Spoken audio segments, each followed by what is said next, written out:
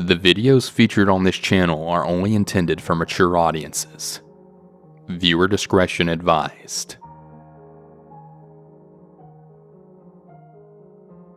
I moved from home about 2 years ago, but before then I was living in an old house with my family. No one believed me until there was evidence, but my family still lives in this house. It is placed next to an old church that is abandoned, so it was pretty creepy when we first bought it. The washer and dryer were in the basement, so ultimately I couldn't avoid it like I wanted to. It was always really creepy even when you were down there with someone else. It just felt like eyes were burning into you. There were some off happenings.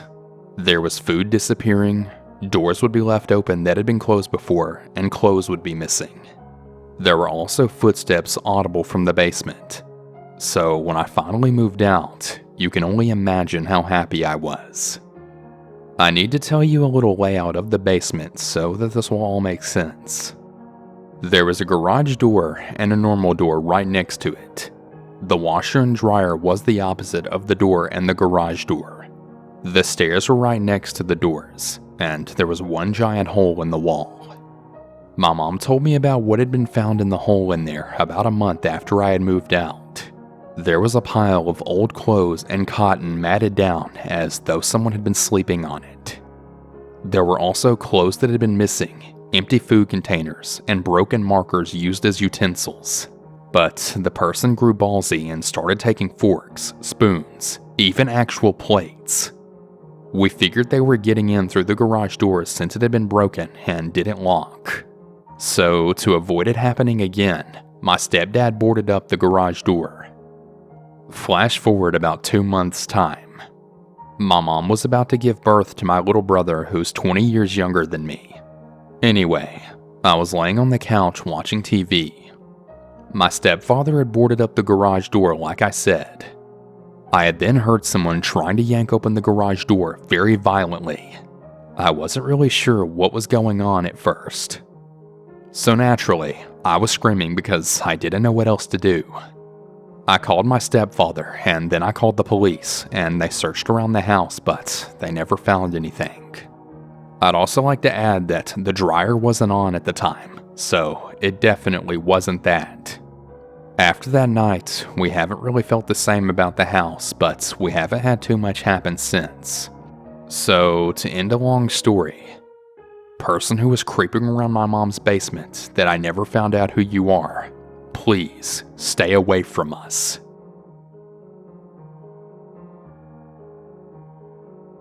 For some context, I was 22 years old when this happened. I'm a female, and this happened when I was a senior in college. During my senior year in college, I was following a particular politician and was going to rallies and other events in my spare time. Me and my friends were having a ball, and we absolutely loved being involved. One particular rally I went to was in the city. My friends and I took a train and we really enjoyed ourselves. On the way home back to our university, I noticed a guy that was sitting across from us that I had recognized from campus. He was pretty attractive, and I remember seeing him around as we must have had some mutual friends. I said hi to him, and to my delight, he also recognized me as well. We spoke for a few minutes and discovered we were both at the very same rally. By the end of the train ride, he asked me for my phone number. I remember thinking, wow, an attractive guy, and we have some things in common. I gave him my number, but I didn't really think much past that. About a week later, I received a text from him. He asked me if I was free this weekend, and if I would be interested in meeting up and having a drink. This particular time was during a break from school, so there wasn't too many people around. For whatever reason, I had chose not to go home. In my naive mind at the time, I thought to myself, great, I have my place all to myself. I meet him at our local bar and we have a few drinks. It was pretty quiet for a Friday, as it was break time, and after about an hour or two, I decided to leave. I invited him back to my place for a bottle of wine and to hang out some more. He wound up staying the night and then leaving in the morning, but when I woke up, for whatever reason, I had this really uneasy feeling. Nothing bad had happened per se, I just didn't really like how things had went. I felt like he was so serious, not laughing or smiling the entire evening that we spent together. Although he always had a drink in his hands, I realized he wasn't really drinking them. The entire evening he was kind of shifty and nervous. The only way I can describe it is like he was on a mission and waiting for something. These were all red flags to me. I felt bad, but I was just not interested in this guy anymore. To my relief, he didn't text me for a while after that, and I assumed he came to the same realization that it just wasn't a good match. That is, until about 2 to 3 weeks later. He writes me a message telling me that he's been really busy, but that he wants to meet up this weekend and catch up with me. This particular weekend, my older sister was having a large party for her husband's birthday at their house and a few towns away. A few of my friends and I were going, and there was always a very large group of people at their parties, about 50 to 60 at least. Now, let me be clear. These parties were not your typical get wasted and stay up till the cops get called type of college parties. They were more of an adult type party, given my sister's husband is fairly older than us. Don't get me wrong, there was plenty of drinking going on, and they were still very fun, just more of an adult type barbecue with day drinking. Me and my 2 girlfriends were going to spend the night as I was going to drive there, but obviously we would be drinking. The party started early at around 12 p.m. Against my better judgment, I invited him to the party, thinking it couldn't hurt. I gave him the address and time. He seemed very interested and he agreed to come. The day of the party was actually a lot of fun, and my friends and I were having a blast. I must admit though, I did have a sinking feeling, and I wasn't looking forward to seeing the guy. Then, to my absolute and utter relief, I get a text from him saying he will be unable to make it. I could finally relax and enjoy the party. By about 12 a.m., everyone is exhausted from a day of full-on drinking, and the party is now winding down. Most of all of the guests have gone home except for my friends and I and a few other guys. Friends of my sister's husband who were also sleeping there. And of course, my sister and her husband. My sister has one guest room which was taken and a fully carpeted and finished basement. We had various blankets and pillows and we were all going to sleep down there on the couches or pretty much anywhere that you could lay. As I'm about to go down to the basement and get ready for sleep, the man walks through the front door. No knocking, no text, no anything. Just confidently walks straight into the house. I don't know why, but my initial reaction was fear.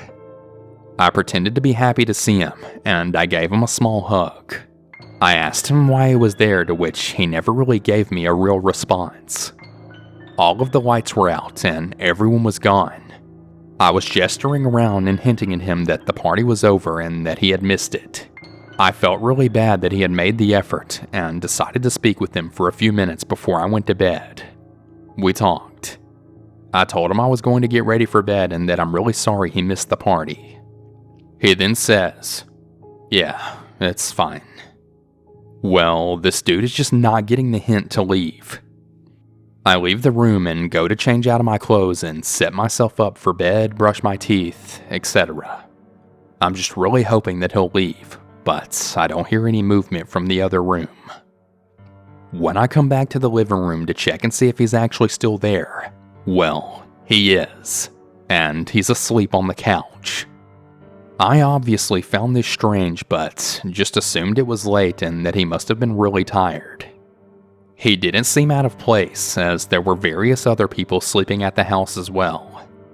I went to the basement and found myself a place to sleep on the floor. About 30 minutes to an hour later, I'm lying on the floor still awake, thinking about how weird it is that he showed up. It's pitch black and there are a few other people sleeping there, including my friends. I hear someone in the dark slowly coming down the stairs. I see that they're holding a cell phone light to guide them. As the figure reached the bottom of the steps, I see that it's him. Now, he has never been to this house that is in a nice suburban area, And I did immediately think that it's weird that he would randomly be walking through a house of a person that he doesn't know. I pretended to be asleep. As I lay there frozen, I suddenly feel a tap on my shoulder. He doesn't say a word. He's over me and trying to wake me up. I don't move and I just pretend to be asleep. I lay there in the dark silence and I'm listening for his footsteps to walk away. I can tell that he's holding a light over me. Then, with no warning, this man takes a step back and with his boots on, kicks me full force in the face. I'm not talking about a little tap with his foot to wake me. No, full force boot kicks me directly in the face. My face goes numb. I don't know what just happened. I can feel blood running down my nose. I open my eyes and look at him, and all I can remember saying is something along the lines of, "Why did you do that?" He just stared at me blankly and didn't really say anything, turned around and walked back up the steps. I just lay there paralyzed in fear. My heart is beating 1,000,000 times a minute. I don't know how long it was until I garnished up the courage to get up, but eventually I army crawl in the dark over to my friend. There was another man that was near her who wakes up as well, and I explained what had happened.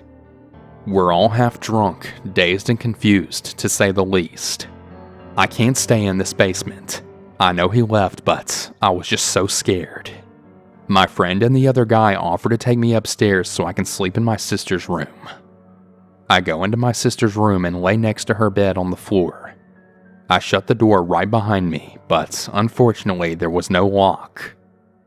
I don't know how, but eventually I finally fall asleep. At some point in the morning, I then wake up to my sister leaning over me. She asks, "What happened to your face and why the heck are you in my room?" Right as I'm about to answer her, my friend who had helped me the night before comes flying into the room. She then tells us that the guy is still there and he's asleep on the couch. She then runs out and I can hear her screaming at him to get up and get out. I hear him arguing back and asking where I am. My friend then tells him that I've left, and then he begins arguing that he knows my car is still there, so he knows I haven't left. I have no idea how he knew which car was mine, as he had never seen it before. He also mentioned that I hadn't taken my purse. Eventually though, he finally leaves. After that night, he wrote me a message a few days later as if nothing had happened, asking me to hang out yet again. I then blocked him, and after that, I never really heard from him ever again. I actually graduated only 2 months later, and thankfully, I never even saw him on campus again. To this day, I have no idea why he kicked me in the face and how he had the balls to stay after that. I have definitely learned my lesson about giving out my phone number. I still have no idea why he kicked me in the face and what the hell was wrong with him. But I just hope I never encounter him again.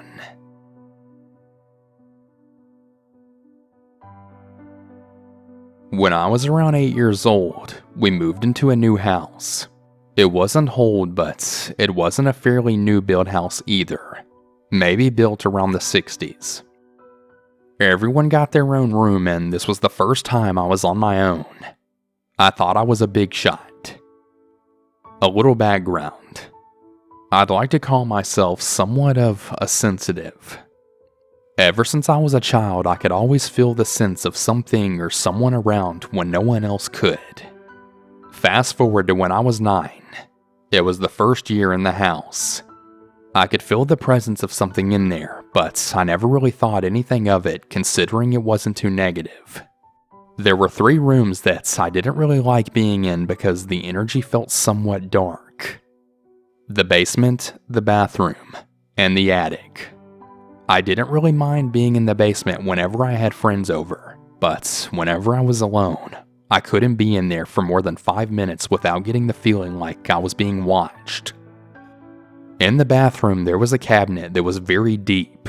You could literally fit 2 grown men in there, and I never understood why it was so big to begin with. But it just didn't feel right, and I would often feel drawn to just go look inside and stare for a few minutes, and I would get a very uneasy feeling. The attic, on the other hand, was a different story. I never ever opened it. I kept the door shut at all times. Something was up there, and it didn't want company. One night I was laying in bed, and it was around 2:45 a.m. when I heard footsteps in the hallway. I assumed it was just one of my brothers coming home from a night out with friends. My bedroom door was open, so I looked to see if anyone was walking around. I stared for about what seemed like 10 minutes, and no one went by. I got scared, so I decided to wait it out. As my eyes adjusted to the dark, I thought I had seen a human-like shape in the corner of my bedroom. I thought it was just my eyes playing tricks on me, so I just tried to turn over and go back to sleep, but I felt like I was being watched. Now, in a 9-year-old's mind, it's the boogeyman, so I quickly hopped out of my bed and tried to run into my mom's room. Her room was only 2 doors down from mine. In order to walk out of my room, you have to pass a wall that was somewhat slanted. In order to do this, you have to walk sideways. As I did this, I felt 2 hands press down on my shoulders. I immediately froze in fear. I couldn't move. I couldn't scream. I was just a prisoner to my own body. Then all of a sudden, the hair on the back of my neck stood up. In my ear, clear as day, I heard heavy breathing, and it did not sound human. My eyes widened, and then I felt the pressure lift off of me, and I could move again. I ran so fast down the small hallway into my mother's bed. That whole night, I kept hearing someone walk back and forth in the hallway, but I absolutely refused to look through the doorway. When I tell you I didn't sleep that night, I mean I didn't sleep that entire week. The next morning I walked into the hallway and just so happened to look up. The door to the attic was wide open. I asked my mom was she up in the attic, and she said no and that there was no reason that it should have been open. My stomach just felt like it was in my throat. I knew whatever was in that attic was in my bedroom the night before, just watching me. I'm thankful I got up and out of bed when I did, because if I didn't, I don't want to think what were to happen. I'm 22 years old now, and I can still remember that night as if it were yesterday, and I still can't sleep with the lights off. So, to whoever or whatever grabbed my shoulders that night, let's never, ever, and I mean ever, meet again.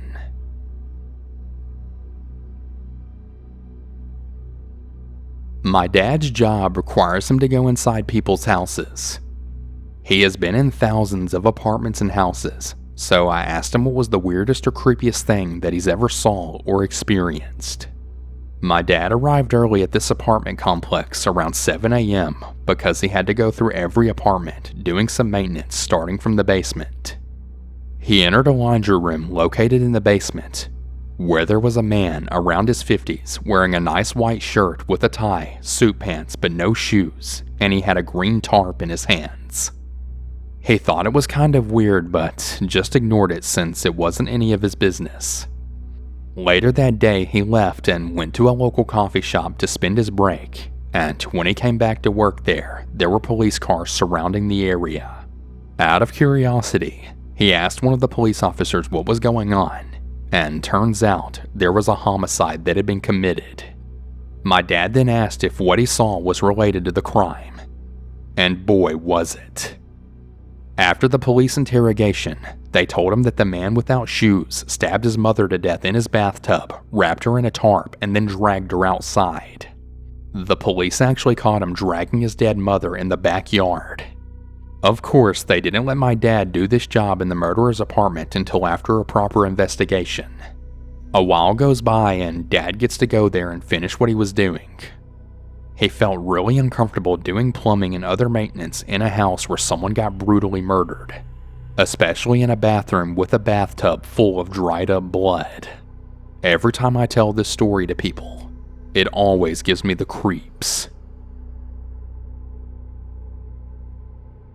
Hey everyone, before we bring this video to a close, I actually will not be doing any shouting out for my patrons. The reason being is I've made the decision to go ahead and close my Patreon account because I just kind of feel crappy because I don't feel like I really give you guys enough for it. And the main reason I even had it to begin with was when my channel got demonetized about a year ago, and I was just completely screwed. So that was kind of why I started the Patreon to begin with. And I've just, made the decision that I'm not going to use it anymore. So I have completely taken it down. So if you want to support me moving forward, just, like, comment, watch these videos, and that's really it. That's all I'd really like from you guys. I'm about to start, seriously making content again, and, I'm really going to start kicking it up a notch. I'm going to get back on the grind. I've said this so many times before, but the last couple of months, I've just been through my own personal hell, and I've just been in a really dark place.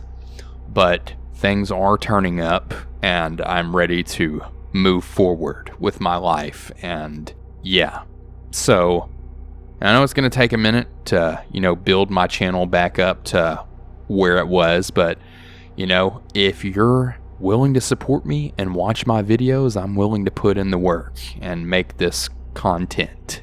So, for all of you that did support me on Patreon, thank you so much. I love you all more than you know, and it really means a lot to me that, you'd spend your own hard-earned money to support some random guy on the internet who's telling scary stories. I really appreciate all of you.